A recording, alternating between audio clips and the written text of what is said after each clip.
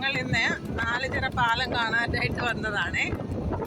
പക്ഷിയുടെ ചിറകിൻ്റെ ആകൃതിയിലുള്ള തൂണുകളും ഒക്കെ ആയിട്ടുള്ള ഒരു പാലമാണ്.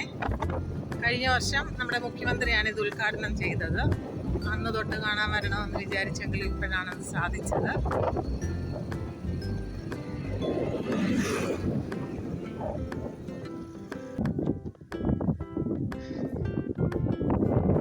പാലത്തിൻ്റെ താഴെ കൂടെ ലീഡിങ് ചാനലാണ്. ഇതങ്ങ് തോട്ടപ്പള്ളി ചെന്ന് സ്പിൽവേയിൽ ചെന്നിട്ട് കടലിലോട്ട് വെള്ളം ഒഴുകി പോകും വെള്ളപ്പൊക്ക സമയത്ത്.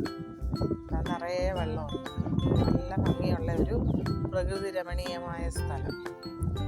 അത് കഴിഞ്ഞ് പാടശേഖരങ്ങളാണ് ആ സൈഡിലെല്ലാം. നിറയെ പാടങ്ങളാണ്.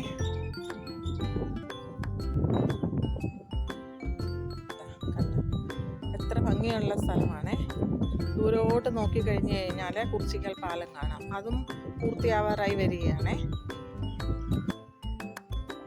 ഇത് നാലുചിറ പാലം കണ്ടില്ലേ? പക്ഷിയുടെ ചിറകിൻ്റെ ആകൃതിയിലാണ് തൂണുകളെല്ലാം നിർമ്മിച്ചിരിക്കുന്നത്.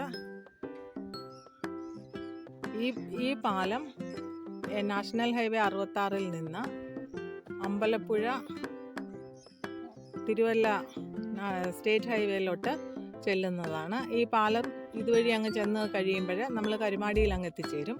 എന്നിട്ട് സ്റ്റേറ്റ് ഹൈവേയിലോട്ട് കയറി തിരുവല്ലയിലോട്ട് പോകാൻ പറ്റും, അമ്പലപ്പുഴയിലോട്ടും പോകാൻ പറ്റും. ഇതിൻ്റെ ചുറ്റും നെൽപ്പാടങ്ങളും തെങ്ങിൻ തോപ്പുകളും കൊണ്ട് പ്രകൃതി രമണീയമായിട്ടുള്ള സ്ഥലമാണ്.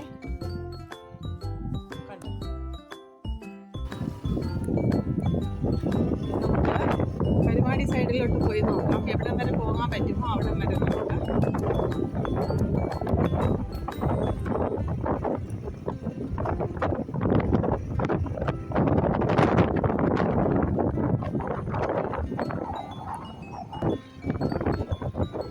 ഇതെല്ലാം പാടശേഖരങ്ങളാണ്. കൃഷിയെല്ലാം കഴിഞ്ഞ് അടുത്ത കൃഷിക്കായിട്ട് തയ്യാറാക്കിയിട്ടില്ല.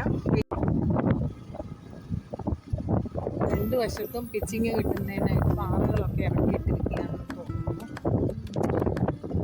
പണിയെല്ലാം കഴിഞ്ഞ് കഴിയുമ്പോഴത്തേക്ക് നല്ല ഭംഗിയായി.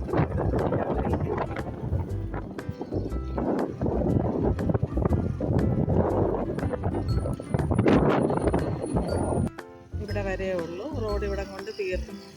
ഇനി തിരിച്ചു പോവുകയാണേ.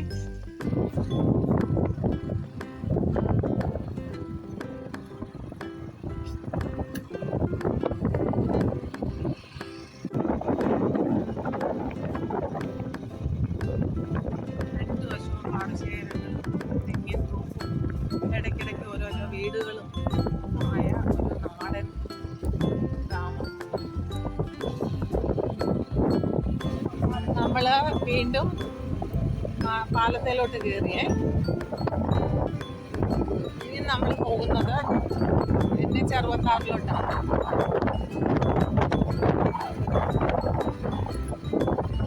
സന്ധ്യയായി കഴിഞ്ഞ് കഴിഞ്ഞാൽ ലൈറ്റെല്ലാം ചെയ്ത് കഴിഞ്ഞിട്ട്